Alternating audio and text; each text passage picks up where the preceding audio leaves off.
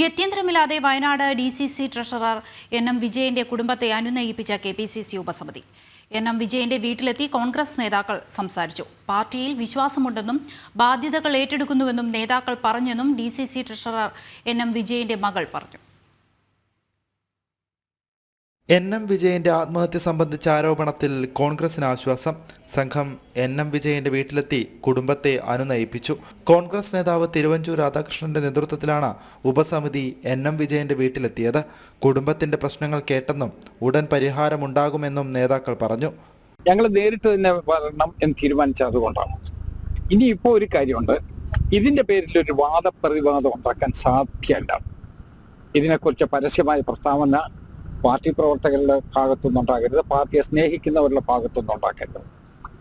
ഞങ്ങളൊരു പാർട്ടി എന്നുള്ളതിൻ്റെ ഒരു തീരുമാനം എടുത്തു. അതിൻ്റെ അടിസ്ഥാനത്തെ കമ്മിറ്റിയെ വെച്ചു. ആ കമ്മിറ്റിയോട് പറയാൻ എല്ലാവർക്കും പറയാനുള്ള അധികാരമുണ്ട്, അവകാശമുണ്ട്. ഞങ്ങളതെല്ലാം അംഗീകരിക്കുകയും ചെയ്യുന്നു. പക്ഷേ പരസ്യ പ്രസ്താവനകൾ ഇവിടെ വെച്ച് അവസാനിപ്പിക്കുകയാണ്. ഇനി ഇതിൻ്റെ പുറത്ത് ഒരു പരസ്യ പ്രസ്താവനയും പറ്റില്ല. വീട്ടുകാരുടെ വിഷമങ്ങളുള്ളത് അത് വേറെ.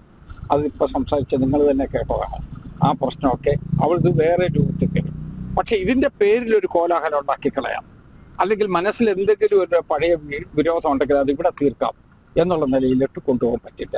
ഇത് രാഷ്ട്രീയ മുതലെടുപ്പിനുള്ള ഒരു ഐറ്റമായിട്ട് വിട്ടുകൊടുക്കാൻ ഞങ്ങൾ തയ്യാറല്ല. ഇത് അല്ലാതെ തന്നെ പ്രശ്നം. പാർട്ടിയിൽ വിശ്വാസമുണ്ടെന്നും സാമ്പത്തിക ബാധ്യത പാർട്ടി ഏറ്റെടുക്കുമെന്ന് ഉറപ്പു തന്നതായും മകൻ പറഞ്ഞു. അത് കേൾക്കാൻ ആളില്ലാതെയാണ് ആദ്യത്തെ പ്രശ്നം വന്നത്. ഇപ്പൊ കേട്ടു, എല്ലാവരും ഇപ്പൊ കേട്ടു. നേതാക്കന്മാരുടെ അടുത്ത് ആദ്യം പോയപ്പോൾ ഉള്ള ഒരു അങ്ങനെയല്ലല്ലോ പ്രതികരണം. ഇതിന് സംതൃപ്തി ഉണ്ട്.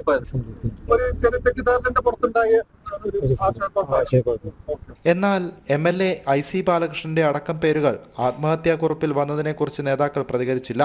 അതേസമയം ബത്തേരി അർബൻ ബാങ്കിലെ നിയമനവുമായി ബന്ധപ്പെട്ട 2 വഞ്ചനാ കേസുകൾ കൂടി പോലീസ് രേഖപ്പെടുത്തി. ജനം, വയനാട്.